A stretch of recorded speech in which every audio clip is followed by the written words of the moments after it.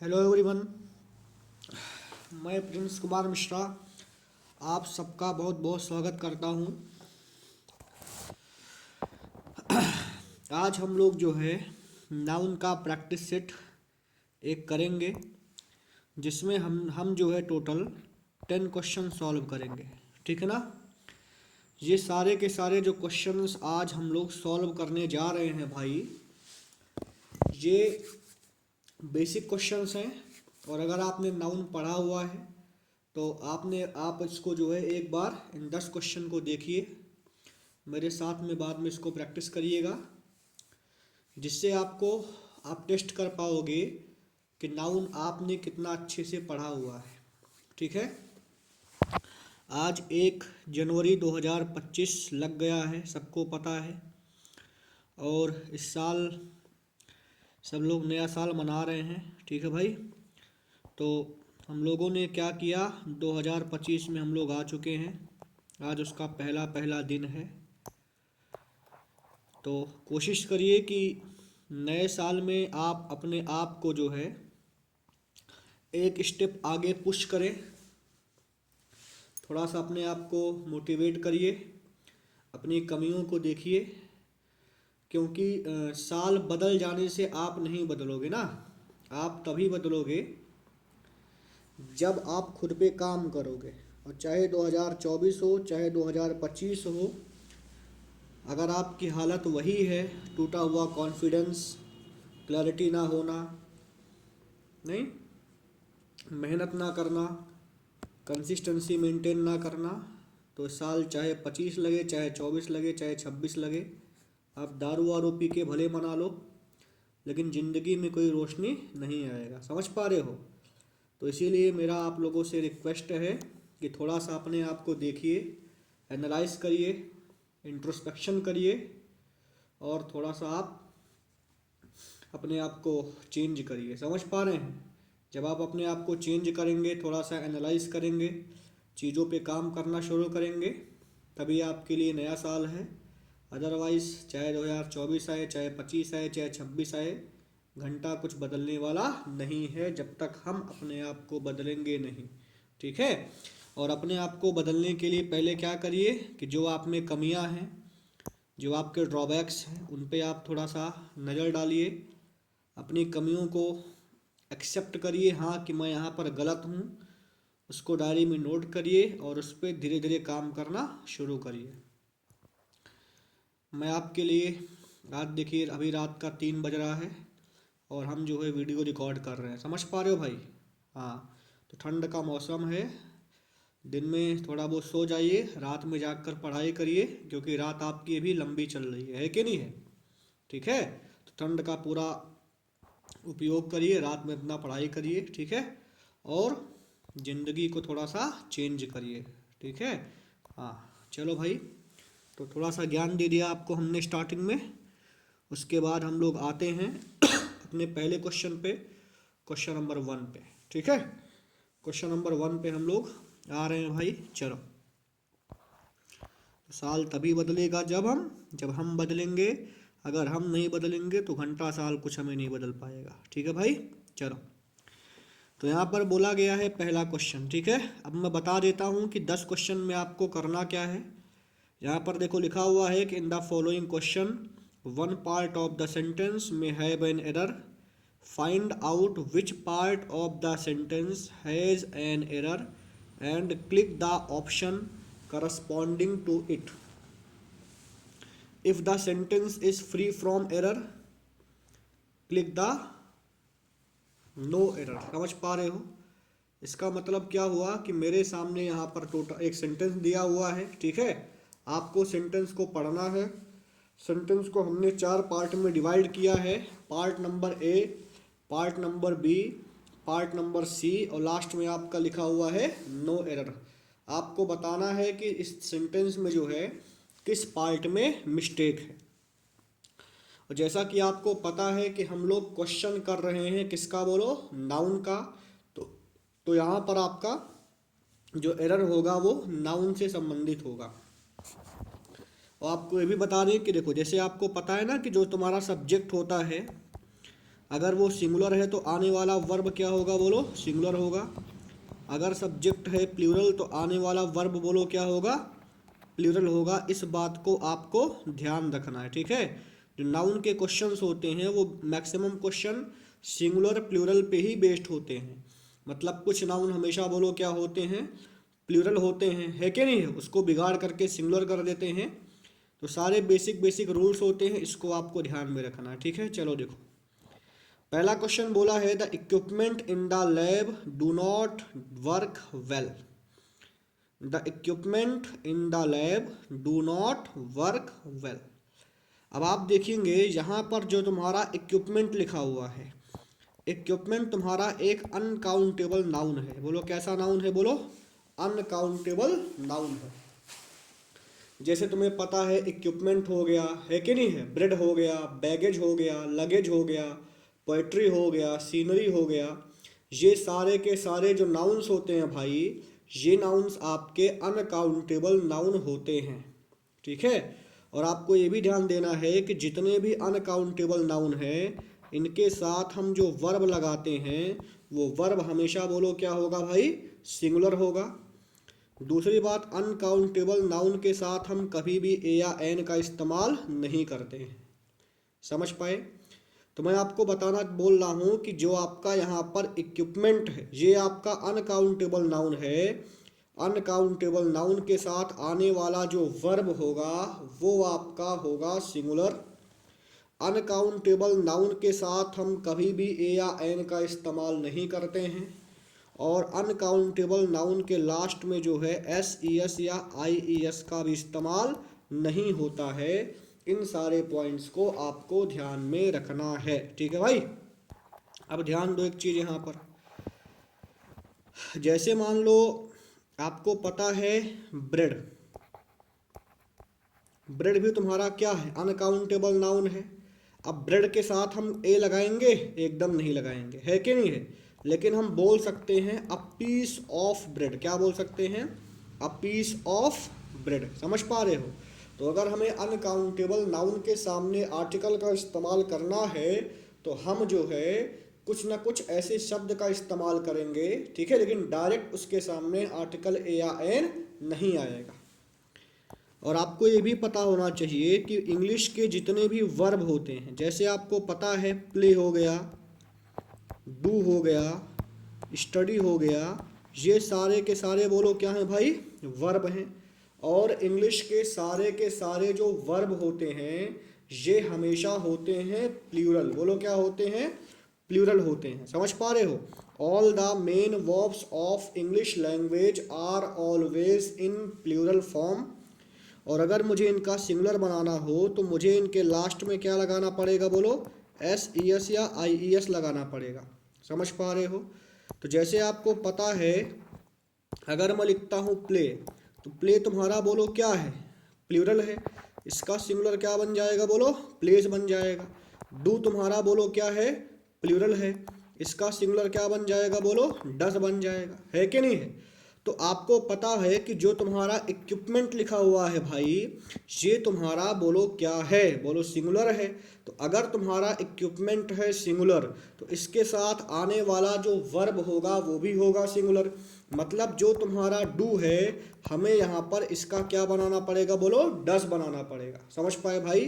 तो इसीलिए जो पहला क्वेश्चन है उसमें जो करेक्ट ऑप्शन होगा वो होगा ऑप्शन नंबर बी। मतलब ऑप्शन नंबर बी आपका रॉन्ग है। मतलब ऑप्शन नंबर बी में हमें डू के प्लेस पे लगाना पड़ेगा डस।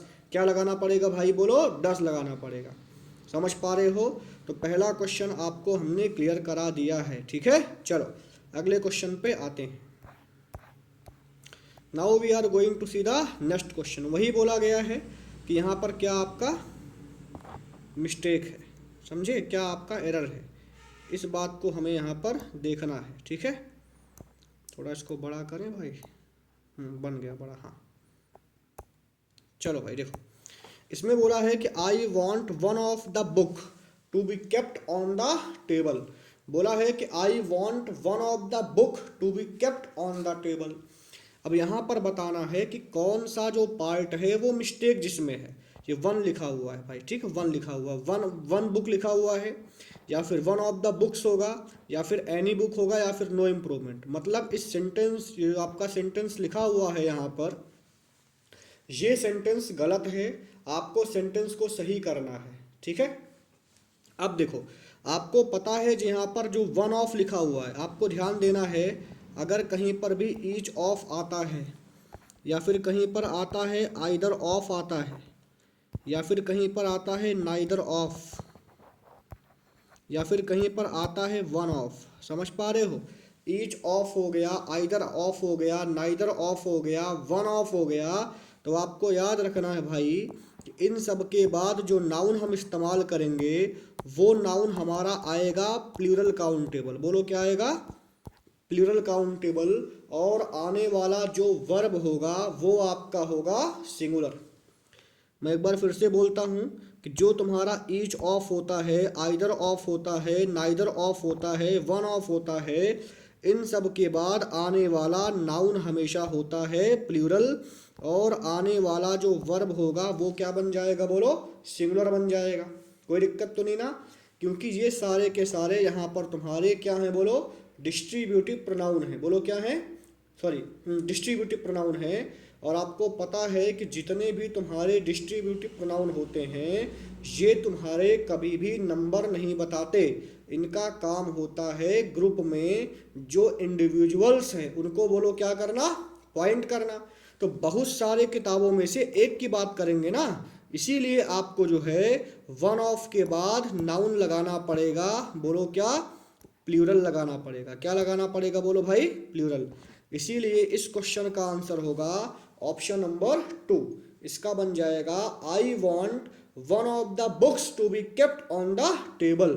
मतलब वन ऑफ के बाद जो बुक लिखा हुआ है इसके प्लेस पे हमें क्या लगाना पड़ेगा? बोलो भाई बुक्स लगाना पड़ेगा। ठीक है, तो ये आपका ऑप्शन क्वेश्चन नंबर 2 भी सॉल्व हो गया।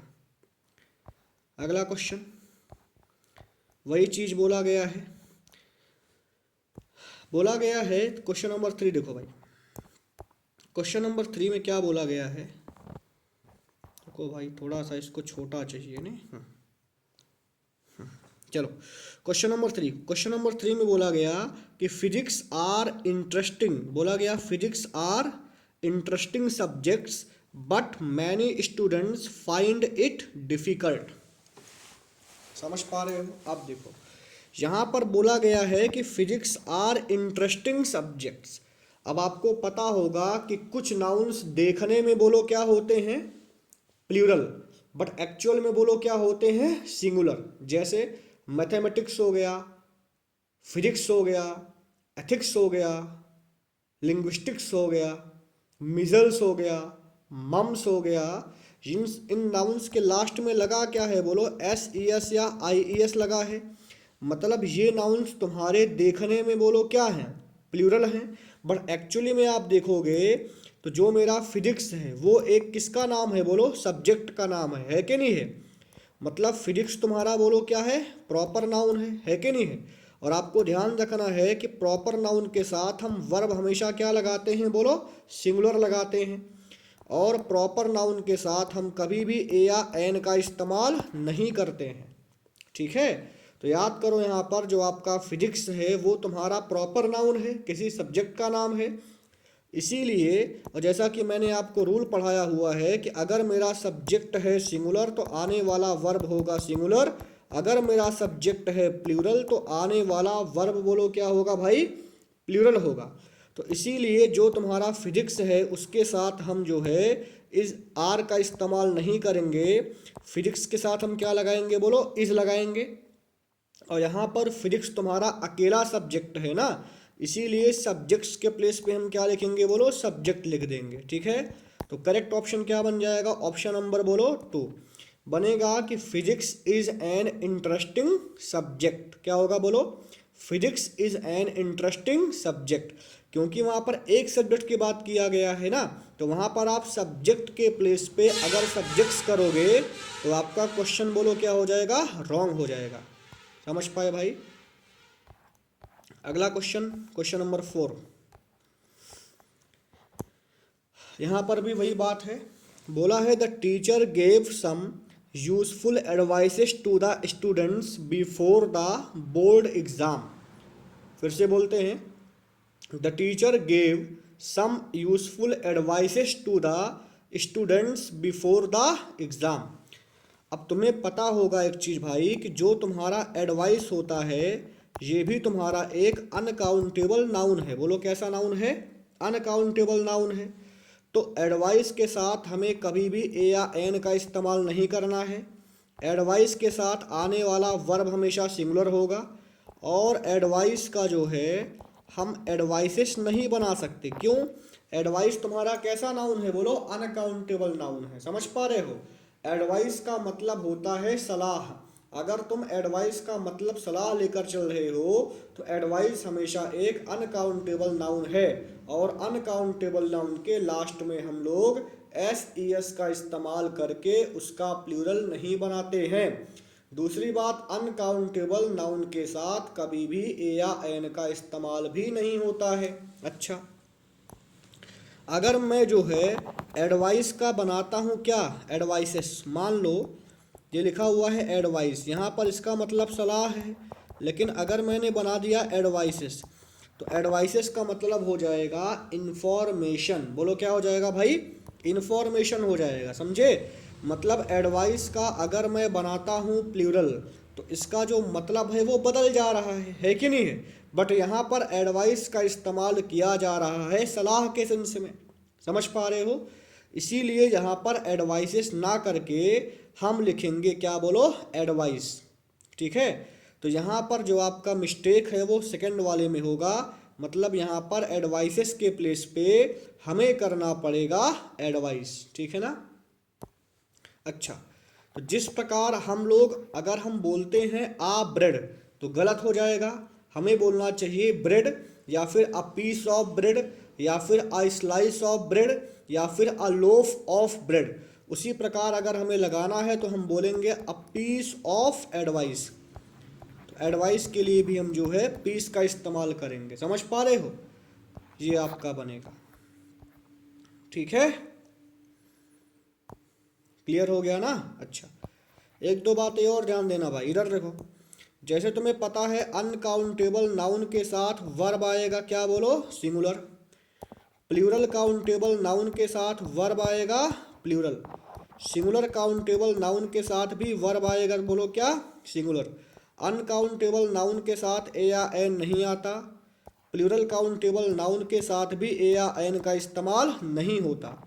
बट सिंगुलर काउंटेबल नाउन के साथ हम जो है ए या एन का इस्तेमाल कर सकते हैं। वी कैन यूज ए और an with singular countable noun. इन सारी बातों को भी आपको ध्यान में रखना है। ठीक है? चलो आगे देखते हैं भाई। क्वेश्चन नंबर 5, बहुत इंपॉर्टेंट क्वेश्चन लिखा हुआ है। Question number 5,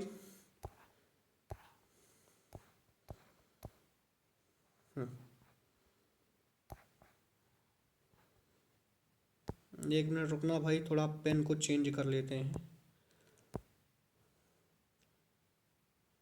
fountain pen. चलो भाई, बोला है my dad's secretary's wife is a doctor. बोला है my dad's secretary's wife is a doctor. अब मुझसे पूछा है कि यहाँ पर क्या मिस्टेक है, मतलब किस पार्ट में मिस्टेक है। ठीक है? अब मैं आपको बताता हूँ, देखो ध्यान से। जैसे तुमने देखा होगा बचपन में, जैसे आपको पता है बैंक में हम लोग पढ़ते हैं पजल। क्या पढ़ते हैं? बोलो भाई, पजल पढ़ते हैं। या फिर आप मान लो कि वहाँ पर पढ़ते हैं ब्लड रिलेशन। आप ऐसे सोचो कि आपको पता ना, जो बैंकिंग में जो क्वेश्चंस आते हैं, एसएससी में भी आते हैं सवाल, किसके? बोलो ब्लड रिलेशन के। वहाँ पर नहीं बोलते राहुल के मम्मी के पापा के मौसी की लड़की की चाची मर गई। नहीं बोलते राहुल्स मदर्स सिस्टर्स ब्रदर्स। तो इस प्रकार हम लगातार अपॉस्ट्रोफी एस लगा करके जो है क्या करते हैं, सेंटेंस बनाते हैं। बट याद करना, अगर आप डबल अपॉस्ट्रोफी लगाते हो, क्या लगाते हो? बोलो डबल अपॉस्ट्रोफी। डबल अपॉस्ट्रोफी का इस्तेमाल करना पाप है। मतलब डबल अपॉस्ट्रोफी का इस्तेमाल किसी भी सेंटेंस में नहीं करना चाहिए। We should never use double apostrophe in a sentence. समझ पा रहे हो? तो जैसे आपको बोला गया यहाँ पर कि अब आपको पता है कि जो तुम्हारा एपोस्ट्रॉफी एस होता है वो किसी नाउन के लास्ट में लगता है किसी नाउन का पॉसेसिव केस बनाने के लिए। जैसे आप बोलो ना राम का घर, तो क्या बोलोगे? बोलो राम्स हाउस। मतलब राम के लास्ट में जो है आप लगाओगे एपोस्ट्रॉफी एस। किस लिए? बोलो राम का पॉसेसिव केस बनाने के लिए। तो अगर आपको ध्यान देखना है कि अगर मुझे मतलब क्या करना है कि एक से ज़्यादा में एपोस्ट्रॉफी हम नहीं लगा सकते। समझ पा रहे हो? लगातार एक चिन्ह नहीं बना सकते। जिसे बोला गया राम के मम्मी का घर, तो क्या बोलोगे? Ram's mother's house. गलत हो गया, क्योंकि आपने एपोस्ट्रॉफी एस राम में भी लगाया है और मदर में भी लगाया है कि नहीं है? इस प्रकार से जो है सेंटेंस बनाना बोलो क्या है? गलत है। और आपको बता दूं जो तुम्हारा ऑफ होता है ये बताता है रिलेशन, जोड़ता है। और अगर आप ओ डबल एफ लगा देते हो तो ये तुम्हारा बताता है सेपरेशन। मतलब ओ एफ ऑफ का इस्तेमाल जो है हम लोग कनेक्ट करने के लिए करते हैं, जोड़ने के लिए करते हैं। और जो तुम्हारा ओ डबल एफ होता है इसका इस्तेमाल हम लोग जो है किसके लिए करते हैं? बोलो भाई सेपरेशन बताने के लिए। तो इस चीज़ों हाँ ठीक है ना, तो इसको आपको ध्यान में रखना है कि जो तुम्हारा ओ डबल एफ होता है ये बताता है बोलो क्या? सेपरेशन। और ओ एफ ऑफ क्या बताता है? बोलो रिलेशन बताता है।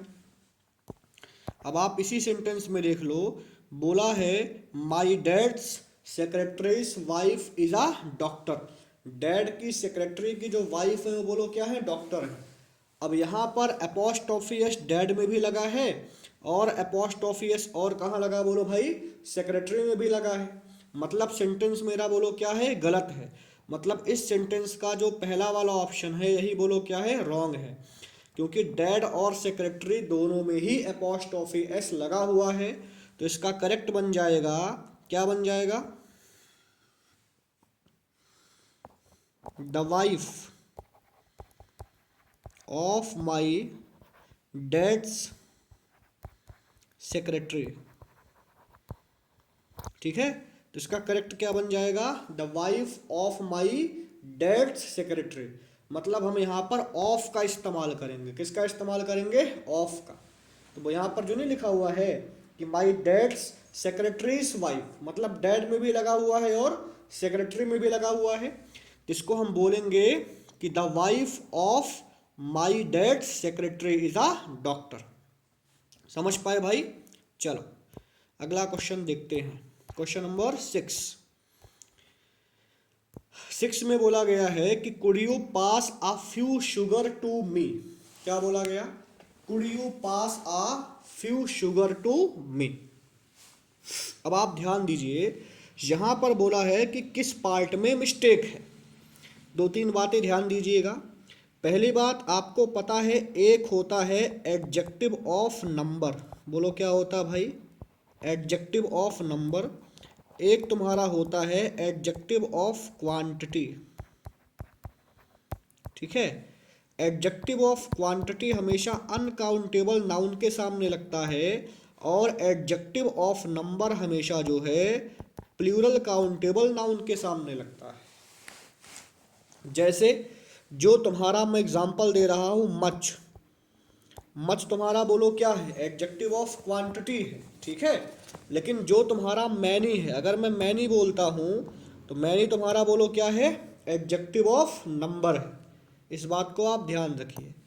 अच्छा, एक बात और ध्यान दीजिए, एग्जांपल देके समझा देते हैं। जैसे मैं बोलता हूँ मच बॉयस, अब ये क्या सही है? गलत है, क्योंकि बॉयस तुम्हारा बोलो क्या है? प्लूरल काउंटेबल नाउन है। तो बॉयस के सामने क्या आएगा? एडजेक्टिव ऑफ नंबर आएगा। इसीलिए हम मच के प्लेस पे क्या लगाएंगे? बोलो मैनी लगाएंगे। लेकिन अगर मैंने बोल दिया मैनी मिल्क, अब ये भी तुम्हारा गलत है। क्यों? क्योंकि मिल्क तुम्हारा कैसा नाउन है? अनकाउंटेबल नाउन है। और अनकाउंटेबल नाउन के सामने क्या आएगा? एडजेक्टिव ऑफ क्वांटिटी आएगा। इसीलिए यहाँ पर हमें मैनी के प्लेस पे क्या लगाना पड़ेगा? बोलो मच लगाना पड़ेगा। बात समझ पा रहे हो? अब यहाँ पर आप ध्यान दीजिएगा कि जो तुम्हारा शुगर लिखा हुआ है, बोलो क्या लिखा हुआ है भाई? शुगर। शुगर तुम्हारा कैसा नाउन है? बोलो अनकाउंटेबल नाउन है, ठीक है। और यहाँ पर जो तुम्हारा फ्यू है, मैं आपको बता देता हूँ, देखो, फ्यू, आ फ्यू, दा फ्यू, लिटिल, आ लिटिल और दा लिटिल, इनका एक प्रॉपर यूज होता है। बट ध्यान रखना है कि जो तुम्हारा लिटिल है ये तुम्हारा एडजेक्टिव ऑफ क्वांटिटी है। लिटिल के बाद आने वाला नाउन हमेशा होगा अनकाउंटेबल। और जो तुम्हारा भाई फ्यू है ये तुम्हारा एडजेक्टिव ऑफ नंबर है, इसीलिए फ्यू के बाद आने वाला नाउन तुम्हारा होगा प्लूरल काउंटेबल। बोलो क्या होगा भाई? प्लूरल काउंटेबल होगा। समझ पा रहे हो? तो यहाँ पर जो शुगर लिखा हुआ है वो अनकाउंटेबल नाउन है, इसीलिए हमें यहाँ पर फ्यू के सामने लगाना पड़ेगा लिटिल। बोलो क्या लगाना पड़ेगा भाई?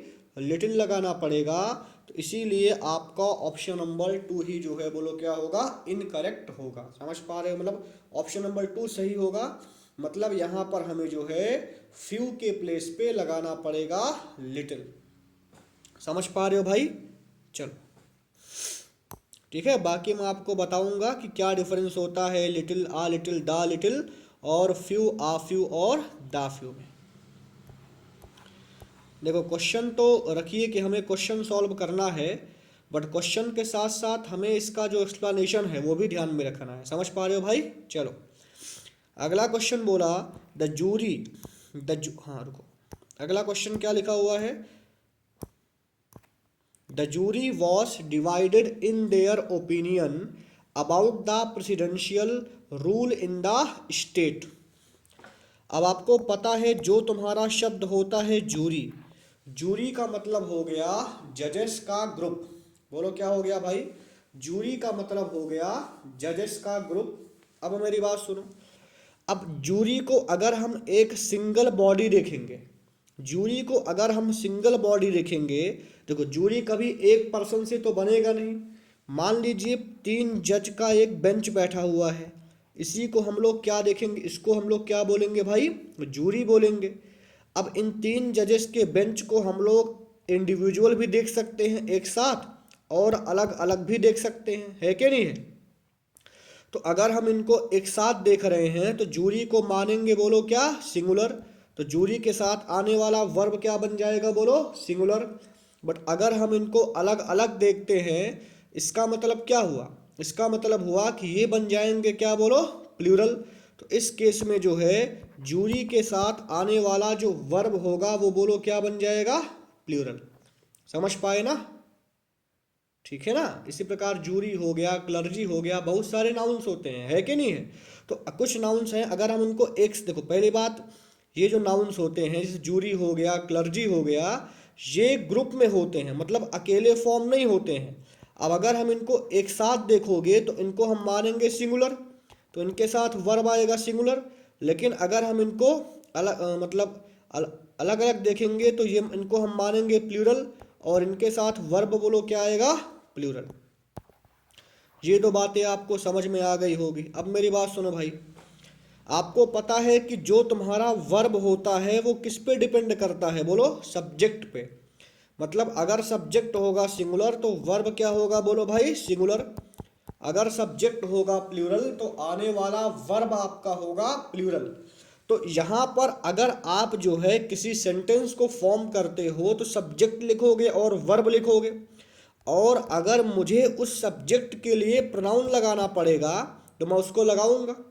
अब अगर मेरा सब्जेक्ट है सिंगुलर, तो सब्जेक्ट, अगर मान लो मेरा सब्जेक्ट सिंगुलर है, तो वो जो प्रोनाउन लगेगा उस सब्जेक्ट के लिए वो प्रोनाउन भी बोलो क्या होगा? सिंगुलर होगा, है कि नहीं है? क्योंकि हम वर्ब को देख करके सब्जेक्ट नहीं लगाते हैं। ध्यान रखना भाई इस बात का कि वर्ब को देख करके सब्जेक्ट नहीं लगता, जबकि सब्जेक्ट को देख करके क्या लगाओगे? वर्ब लगाओगे ना। पहले तुम सब्जेक्ट को देखोगे, अगर सब्जेक्ट मेरा सिंगुलर है तो हम वर्ब लगाएंगे सिंगुलर, अगर मेरा सब्जेक्ट है प्लूरल तो वर्ब लगाएंगे प्लूरल। दूसरी बात, अब जो तुम्हारा ये प्रोनाउन है ये भी तुम्हारा होगा अकॉर्डिंग टू द सब्जेक्ट। अब यहाँ पर जो तुम्हारा जूरी है, ये इस्तेमाल हुआ है सिंगुलर या प्लूरल, ये हमें तो नहीं पता लग रहा है ना, क्योंकि आप देखो जूरी के लिए वर्ब क्या आया हुआ है, यहाँ पर जूरी के लिए जो वर्ब आया हुआ है वो वर्ब आया हुआ है, बोलो क्या, सिंगुलर। बट यहाँ पर आप देखोगे जो तुम्हारा देयर है वो तुम्हारा एक प्रोनाउन है, बोलो क्या है भाई, प्रोनाउन है। और यहाँ पर तुम्हें पता है कि देयर तुम्हारा है प्लूरल, बोलो क्या है भाई, प्लूरल है, समझ पा रहे हो। तो मतलब अगर जो तुम्हारा प्रोनाउन है वो तुम्हारा लगा हुआ है प्लूरल, तो इसका मतलब जूरी बोलो क्या होगा, प्लूरल होगा, है कि नहीं है। जैसे यहाँ पर जूरी तुम्हारा है, जूरी के लिए वर्ब क्या आया हुआ है, वाज आया हुआ है। हमारा टास्क है पहले सब्जेक्ट को चेक करना, उसके बाद हमें सब्जेक्ट के अकॉर्डिंग क्या लगाना पड़ेगा, बोलो वर्ब लगाना पड़ेगा। अब जूरी को अगर हम मानेंगे सिंगुलर तो इसके साथ आने वाला वर्ब होगा सिंगुलर, अगर हम जूरी को मानेंगे प्लूरल तो इसके साथ आने वाला वर्ब होगा प्लूरल। अब जूरी यहाँ पर है प्लूरल क्योंकि जूरी के लिए जो प्रोनाउन इस्तेमाल हमने किया वो किया हुआ है देयर, तो मतलब देयर को देख के पता लगा कि जूरी तुम्हारा बोलो क्या है, प्लूरल है।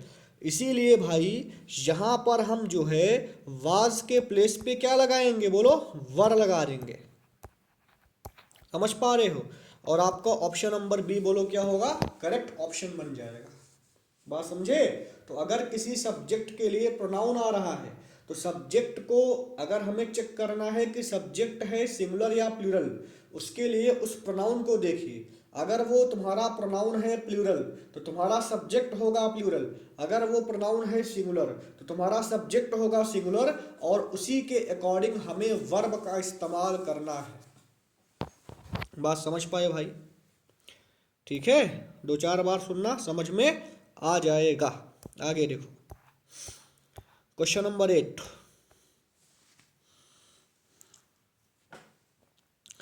क्वेश्चन नंबर 8 बोला है Rahul's house is located in a peaceful residential area in the beautiful city of Srinagar.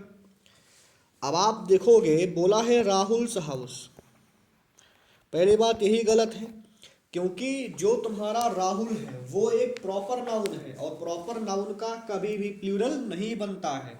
मतलब हमें यहाँ पर अधिकार बताना है, किसका, बोलो राहुल का। मतलब जो घर है वो किसको बिलोंग कर रहा है, बोलो राहुल को बिलोंग कर रहा है। मतलब राहुल के लास्ट में हमें लगाना पड़ेगा एपॉस्ट्रॉफी एस, तो आपका करेक्ट क्या बन जाएगा, बोलो राहुल्स हाउस बन जाएगा। आपका जो करेक्ट बनेगा वो क्या बन जाएगा, बोलो भाई राहुल्स हाउस। तो आपका बनेगा कि Rahul's house is located in a peaceful residential area in the beautiful city of Srinagar.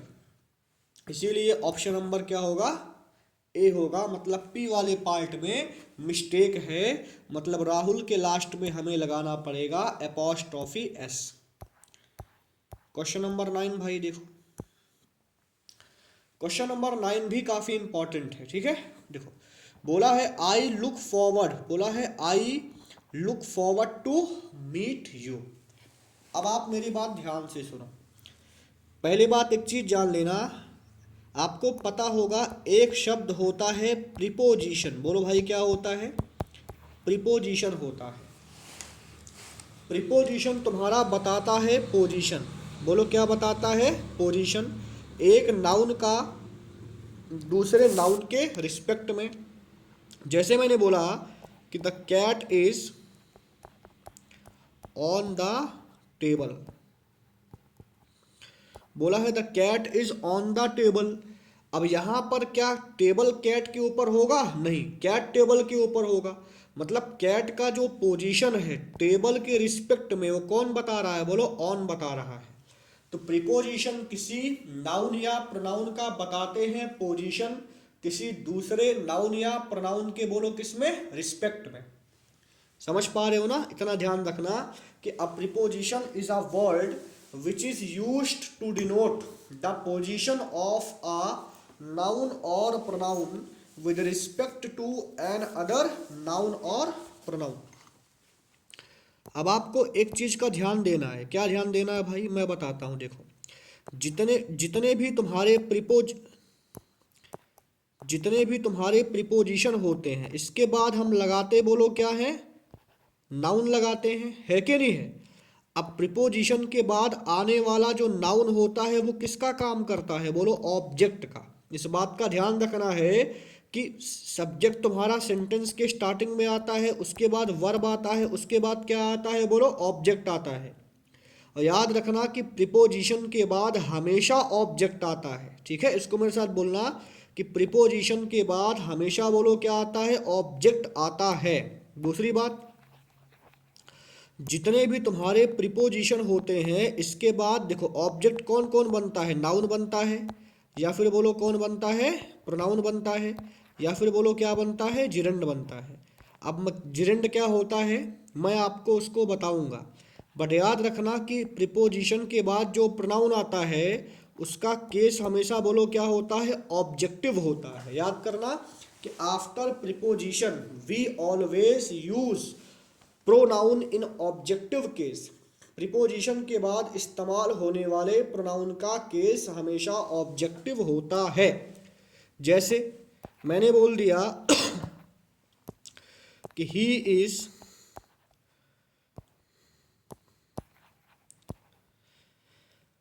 मैंने बोल दिया कि ही इज सीनियर टू आई।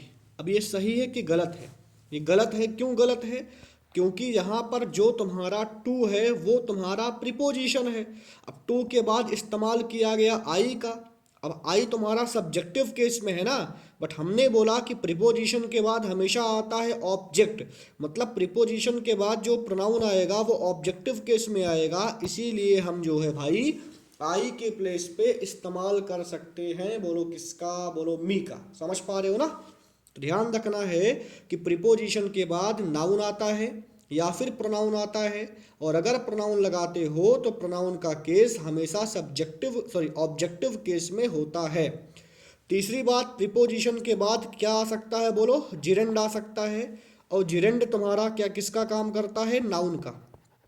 मतलब जो तुम्हारा जिरेंड होता है वो इक्विवेलेंट होता है, बोलो किसके, नाउन के। अब आपको मैं बताता हूं कि जिरेंड को थोड़ा सा हम और बताते हैं। देखो, तुम्हें पता है वर्ब का पहला फॉर्म प्लस आईएनजी, ठीक है। अगर वर्ब का पहला फॉर्म प्लस आईएनजी लिखा हुआ है तो इसमें एक्शन हो सकता है, या फिर वर्ब के पहले फॉर्म प्लस आईएनजी में एक्शन नहीं हो सकता है। तो अगर वर्ब का पहला फॉर्म प्लस आईएनजी में एक्शन नहीं होता है तो इसी को हम लोग बोलते हैं जिरेंड। बोलो क्या बोलते हैं भाई, जिरेंड। और अगर वर्ब के पहले फॉर्म प्लस आईएनजी में एक्शन होता है तो इसको हम लोग बोलते हैं प्रेजेंट पार्टिसिपल। बोलो क्या बोलते हैं भाई, प्रेजेंट पार्टिसिपल बोलते हैं। बात समझे ना। वर्ब का पहला फॉर्म प्लस आईएनजी में अगर एक्शन नहीं होता है तो उसको हम लोग जिरेंड बोलते हैं। अगर एक्शन होता है तो इसको हम लोग बोलते हैं क्या, बोलो प्रेजेंट पार्टिसिपल बोलते हैं। समझ पा रहे हो भाई। अब देखो ध्यान से, एग्जाम्पल से हम आपको समझा रहे हैं। देखो, जैसे तुम्हें पता होगा कि मैंने बोल दिया कि आई एम सिंगिंग, क्या बोल दिया, आई एम सिंगिंग। फिर मैंने बोल दिया कि singing is good, singing is good. अब यहाँ पर सिंगिंग इज गुड में क्या सिंगिंग में कोई एक्शन कर रहा है, नहीं कर रहा है। मतलब यहाँ पर तुम्हारा वर्ब का पहला फॉर्म प्लस आईएनजी में एक्शन हो नहीं रहा है, इसीलिए ये तुम्हारा कहलाएगा जिरेंड। बट आई एम सिंगिंग में तुम्हारा एक्शन हो रहा है, इसीलिए जो है ये तुम्हारा कहलाएगा, बोलो क्या, प्रेजेंट पार्टिसिपल। समझ पाए। अब आप ध्यान दो, यहाँ पर जो तुम्हारा टू लगा हुआ है, ये टू तुम्हारा इस्तेमाल हुआ है एज आ प्रिपोजिशन। बोलो क्या इस्तेमाल हुआ है, एज आ प्रिपोजिशन। और आपको पता होगा टू प्लस वर्ब का पहले फॉर्म को हम लोग क्या बोलते हैं, इन्फिनिटिव बोलते हैं। बोलो क्या बोलते हैं भाई, इन्फिनिटिव। तो आपको ध्यान देना है कि यहाँ पर टू का इस्तेमाल एज एन इन्फिनिटिव नहीं किया गया है, ठीक है। कुछ टर्म्स होते हैं जैसे लुक फॉरवर्ड टू हो गया, यूज्ड टू हो गया, एडिक्टेड टू हो गया, है कि नहीं है, अकस्टम्ड टू हो गया। मतलब ये सारे के सारे ऐसे फ्रेज हैं जिनके साथ टू का इस्तेमाल होता है एज आ प्रीपोजिशन। और आपको पता होगा कि किसी भी प्रीपोजिशन के बाद जो है वर्ब का इस्तेमाल नहीं होता है। मतलब प्रीपोजिशन के बाद जो है वर्ब का इस्तेमाल ना करके हम वर्ब का पहला फॉर्म प्लस आईएनजी लगाते हैं, है कि नहीं है। और जिसको हम लोग क्या बोलते हैं बोलो भाई, जिरेंड बोलते हैं, जो कि बराबर किसके होता है बोलो, नाउन के।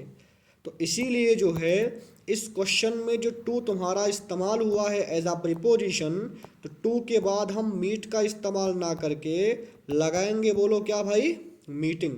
तो आपका करेक्ट बन जाएगा कि I look forward to meeting you. समझ पाए। तो यहाँ पर जो आपका करेक्ट बोलो क्या होगा, ए वाला बनेगा ना।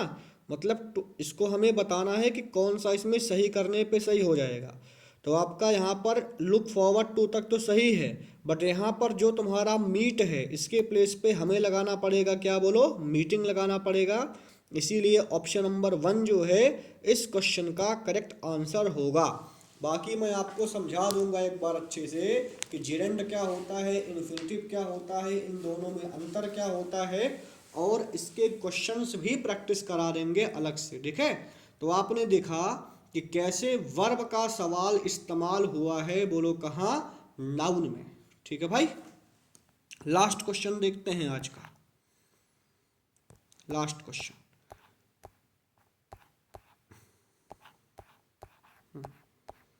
लास्ट क्वेश्चन देखते हैं, क्वेश्चन नंबर 10।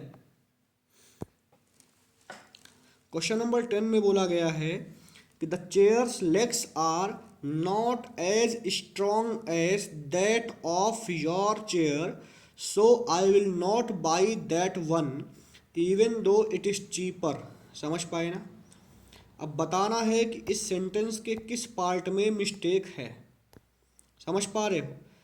अब आपको मैं बताऊं, देखो पहली बात यहाँ पर चेयर के साथ लगाया हुआ है एपोस्ट्रोफी एस। और आपको मैं बता दूं कि जो एपोस्ट्रोफी एस है वो सिर्फ लिविंग में इस्तेमाल करते हैं। बोलो कहाँ इस्तेमाल करते हैं, लिविंग में। एपोस्ट्रोफी एस जो है कभी भी नॉन लिविंग के साथ इस्तेमाल नहीं होता है। We don't use apostrophe S with non livings, ठीक है। तो हमने अभी बोला कि नॉन लिविंग के साथ एपोस्ट्रोफी एस नहीं लगता, एपोस्ट्रोफी एस खाली लिविंग के साथ लगता है। इसका एक्सेप्शन होता है, वो हम आपको बाद में बताएंगे।